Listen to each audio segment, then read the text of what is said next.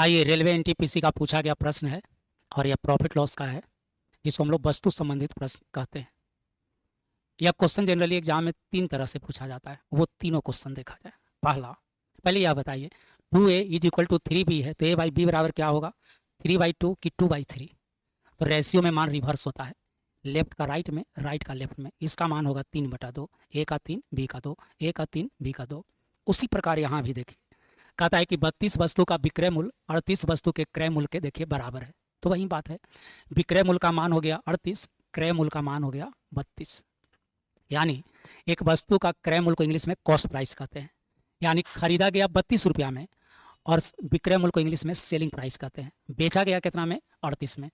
तो 32 रुपया में खरीदा, 38 में बेचा, लाभ की हानि, लाभ कितना का, 6 रुपया का।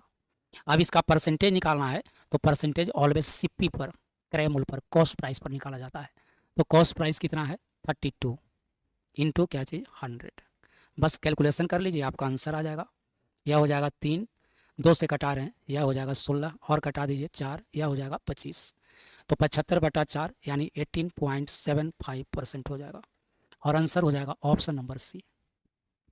अब यह क्वेश्चन को दूसरा तरह से देखिए कैसे पूछा जाता है।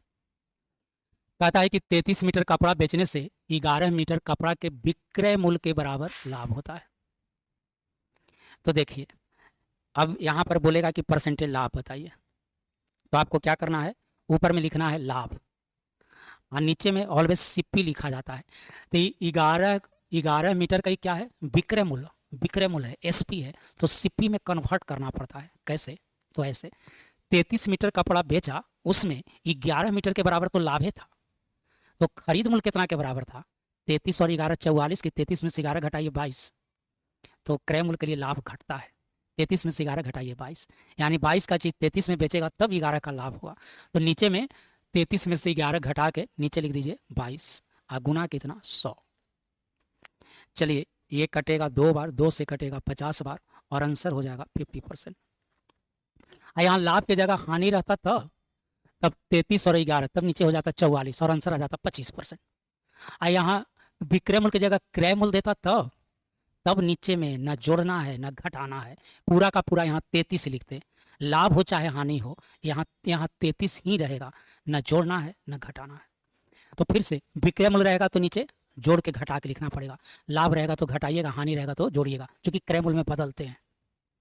और लाभ या हानि क्रय मूल्य के बराबर हो तो न जोड़ना है न घटाना है। एक और क्वेश्चन देखिए,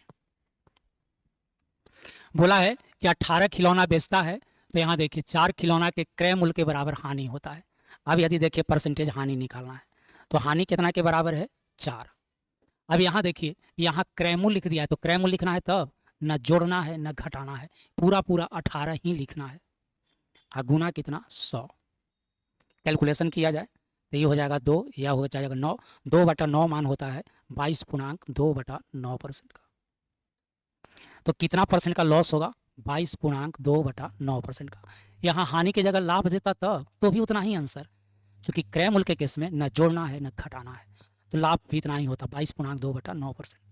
लेकिन अब आपको लग रहा होगा कि आंसर तो रुपया में है। हाँ, हम आपको परसेंटेज में बता रहे थे, अब रुपया में है। यही क्वेश्चन को तीसरे तरह से पूछा जाता है, जिसमें रुपया शामिल कर देगा। इसमें देखिए रुपया शामिल कर दिया है, तब ऐसे मत बनाइए, तब ऐसे बनाइए। तो ये जो लॉस है, यह जो लॉस है वह सीपी का यहीं देखिए 4/18 के बराबर है। परसेंटेज में बदलिए ही नहीं, आगे मत बनाइए। अब देखिए ऐसे कटा लेते हैं, 2, 9, यानी लॉस हो गया 2 और सीपी का मान कितना, 9। रेशियो में इसको ऐसे लिखिएगा ना, loss by CP, loss by CP, तो लिखना पड़ेगा आपको 2/9। हम लोग शॉर्टकट अपना समझते हैं, लेफ्ट का मान राइट में होता है। तो लॉस हो गया 2, सीपी हो गया 9। अब समझिए ऐसे, कोई वस्तु को आप 9 रुपया में खरीदते हैं और 2 रुपया लॉस पर, 2 रुपया हानि पर बेच रहे हैं, तो वस्तु आपको कितना में बिकेगा, 11 रुपया में कि 7 रुपया में, बोलिए। 11 में बिकेगा कि 7 में बिकेगा, 7 रुपया में बिकेगा। 11 में बिकेगा तो 2 रुपया फायदा हो जाएगा, लाभ हो जाएगा। तो एसपी का मान आ गया कितना, 7, हमारे अनुसार कि क्वेश्चन के अनुसार, हमारे अनुसार। क्वेश्चन के अनुसार देखें, रुपया में 980 रुपया में क्या किया गया है, बेचा गया है, यानी यही 7 का मान न्यूमेरिकल वैल्यू या रुपया में कितना है, 980। निकालना क्या है, क्रय मूल्य। तो अब सीपी निकालिए, तो सीपी आप क्या माने हुए हैं, 9 का मान निकालिए। तो इसका 1 गुना 14 गुना मतलब 140 गुना, 14 सत्ते 98 होता है, 140 गुना, तो इसका 140 गुना करिए तो 14 गुना 9 कितना 126, यानी यह हो गया 1260 रुपया। तो 1260 रुपया आपको सीपी मतलब क्रय मूल्य निकल गया, कॉस्ट प्राइस निकल गया। अब आप कहिएगा कि जो आंसर तो इतना है ही नहीं है। हाँ, क्वेश्चन में कहता है कि एक वस्तु का बताइए। हम जो ये निकाल दिए हैं कितने वस्तु का, हम निकाल दिए हैं 18 वस्तु का। क्वेश्चन में कहता है कि एक वस्तु का बताइए, कुछ नहीं 18 से भाग दे दीजिए, तो एक वस्तु का दाम हो जाएगा कितना 70 रुपया, और आंसर हो जाएगा ऑप्शन नंबर सी। तो इस टाइप में यही 3 तरह का क्वेश्चन होता है।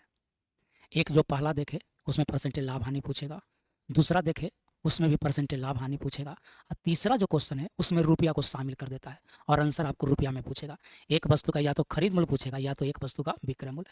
ये विक्रय मूल्य दिया तो खरीद मूल्य पूछेगा, ये खरीद मूल्य देता तो आपको विक्रय मूल्य पूछता। चलिए, बात अच्छा लगा हो, समझ में आया हो तो क्या करना है, वीडियो को लाइक भी कर देना है, शेयर कर देते हैं तब तो और अच्छा लगता है। चलिए, बहुत बहुत धन्यवाद।